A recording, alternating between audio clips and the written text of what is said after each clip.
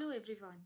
The aim of this video is to introduce you all to an important research topic regarding shifting focus from single stress studies to studying stresses in combination.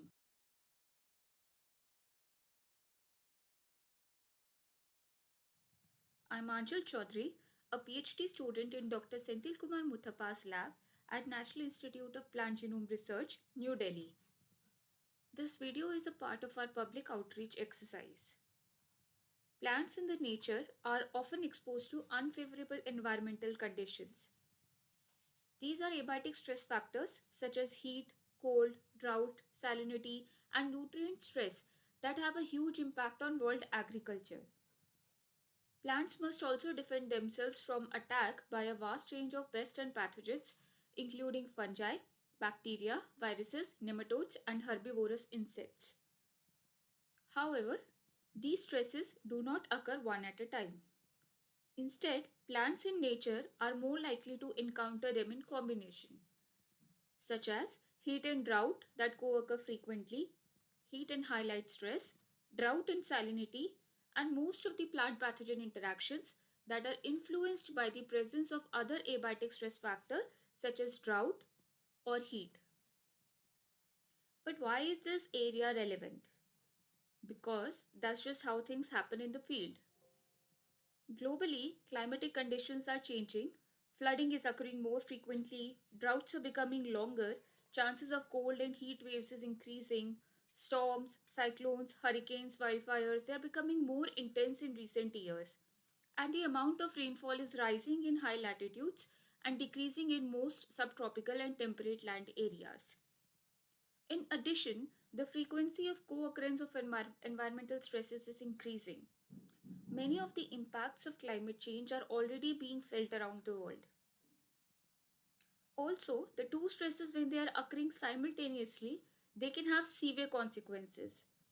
Take, for example, the study that was conducted in the US between 1980 and 2012, which described that the total agricultural losses due to just drought were around 20 billion US dollars, while the total losses due to drought plus heat wave totaled around 120 billion US dollars, suggesting that the presence of the second stress factor enhanced the detrimental effects of the first.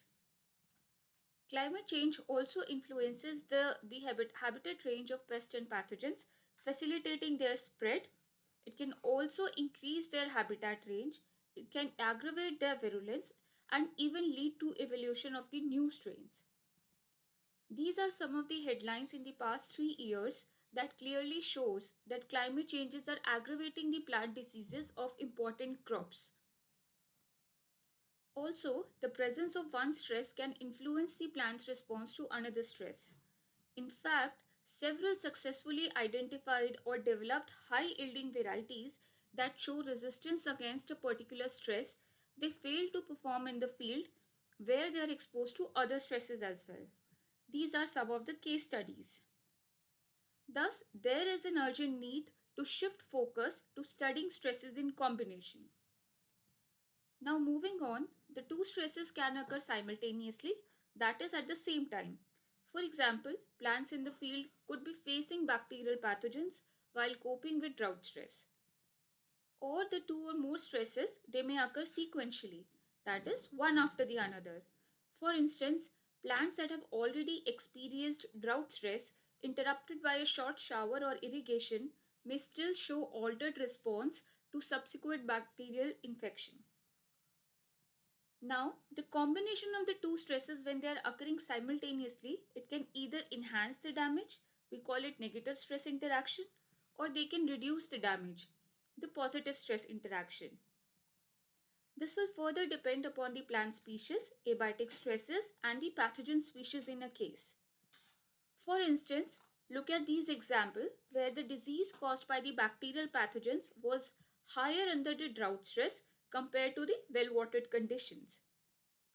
While in other cases, the presence of the drought reduced the disease caused by the bacterial pathogens. This means that the same stress combination resulted in a different outcome depending upon the plant and pathogen species and several other factors which we will see in a short while. When the plants are facing the stresses one after the another, in that case, exposure to first stress can prepare the plant to face the second stress in a much better way. We call it priming. Or the first stress can weaken the plant, reducing its ability to cope up with the second stress, which may not have been a problem if the first stress had not taken a toll on the plant. We call this event predisposition. Now, plants, unlike animals, they cannot run away and deal with one stress at a time. They are sessile, and in addition, they have limited resources which they must efficiently allocate between growth and defense against stress. Now, activating response against one stress may not cause as big a difference as the resources that are needed to cope with two stresses at the same time. And what if the plant's defense strategy is opposite for two stresses? Let us take the example of heat stress and drought. While one requires plants to cool off by transpiring more, the other requires plants to minimize the water loss by transpiring less. So, under heat stress, plants keep their stomata open, while under drought stress, plants keep their stomata closed. Now, the responses under single stresses are clear, but what happens when these two stresses they occur together? Well, one of the ways is plant prioritizes its defenses against the stress which is more severe, and it does it by suppressing the defense responses against the less severe or the less urgent stress. Thus, the outcome of interaction may vary with the severity, timing, duration, and the order of occurrence of each stressor. Also, instead of opting for an additive and costly approach, plant adopts a new strategy. So, amongst the responses that are activated under combined stress, some are similar to the ones that are also modulated under single stresses, while other responses are uniquely seen only under combined stress. Now, these responses cannot be predicted using studies where the stresses are given individually. They require carrying out actual combined stress study. More research in this area will strengthen our understanding at the mechanistic level and help in identification of the signaling pathways and the crosstalk. It will also help in identifying the crucial regulatory components that in the long run will pave way for predicting the outcome of stress interaction in the field and for the development of broad spectrum stress tolerant crops suitable for the future climate.